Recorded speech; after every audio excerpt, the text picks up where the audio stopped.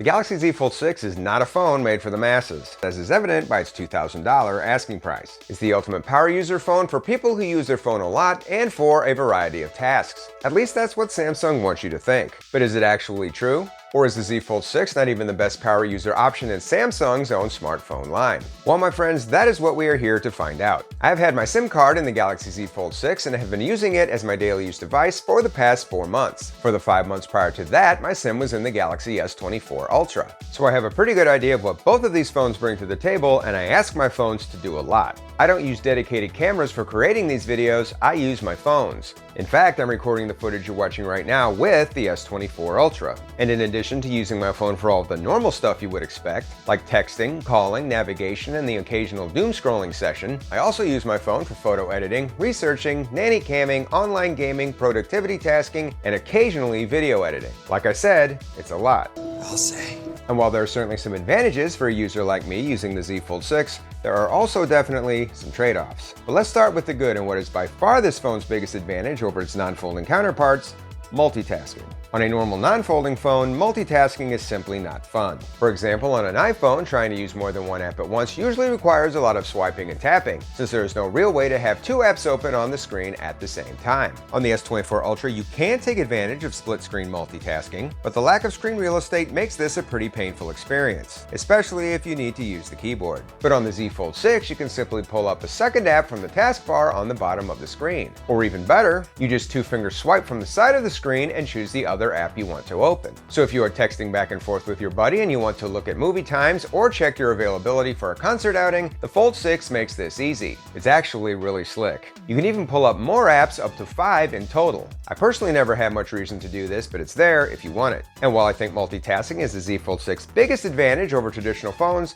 there are some other advantages as well. While the cameras on the Fold aren't the best, it does take a pretty good selfie. Because unfolding the phone allows you to use the front screen to preview your shot, you can use the superior rear-facing cameras for all of your self-portrait needs. And I found this to be particularly useful for those wide-angle group shots. The only issue I ran into with this was trying to hit the shutter button without dropping the phone. Fortunately, this problem was easily solved by simply turning on voice commands, which I strongly recommend to anyone who wants to use the phone in this capacity. That's good advice, Marty. Another pretty sweet thing about the Fold are the speakers. On most non-folding phones, the stereo sound is achieved by funneling the low end out of a designated speaker on the bottom of the phone and directing the higher tones out of the earpiece on the front of the phone. The Fold has 2 designated speakers on the top and bottom of the phone, so when holding the phone in landscape mode, you actually get pretty good and balanced sound.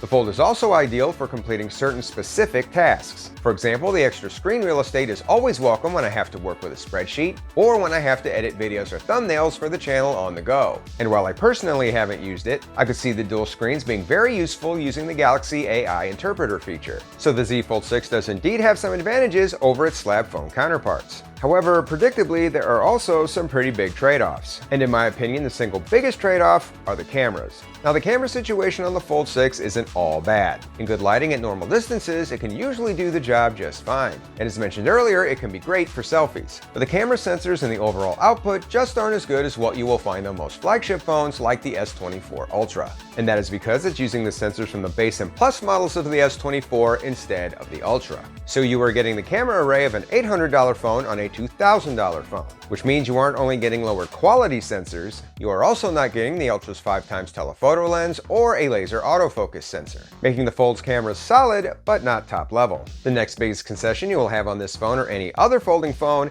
is battery life. It's not bad by any means and is able to get me through most days, especially since I do a lot of topping off when I'm in my car. It's just not as good as what you will find on the latest non-foldables like the Ultra or the latest iPhone. The bottom line is, if you are someone who sometimes has battery anxiety with a traditional phone, a folding phone will probably only exacerbate that issue. What does exacerbate mean?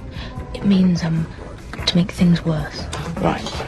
My next biggest issue I have had in my time with the Fold has actually been the screens. Wait, what?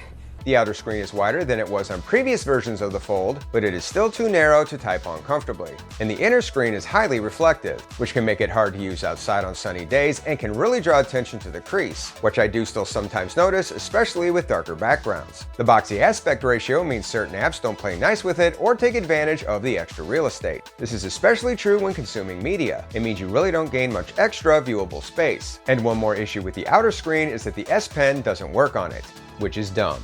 Agreed.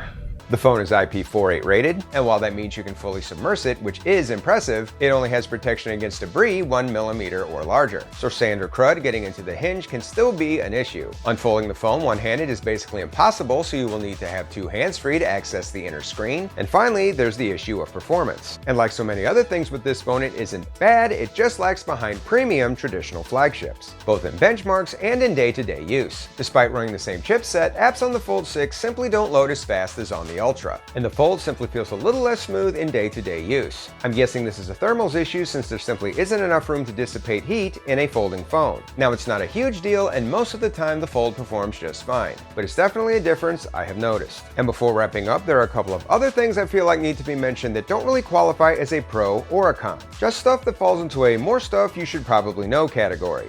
That doesn't make sense. Because the hinge on the Fold 6 can be set to almost any angle, it's like it has its own built-in kickstand. And while the ability to view content from almost any angle is definitely a nice perk, there's definitely a reduction in size. And lastly, there's the S Pen. While the S Pen comes included and comes stored inside of the S24 Ultra, it has to be bought separately for the Fold. And unless you want to have to carry around that pen separately, you will need to get a case you can store it in. The Fold's S Pen also doesn't support air actions, so you won't be able to use it for shortcuts or as a shutter button for the camera. However, the Z Fold's S Pen does have one pretty nice advantage. It's bigger.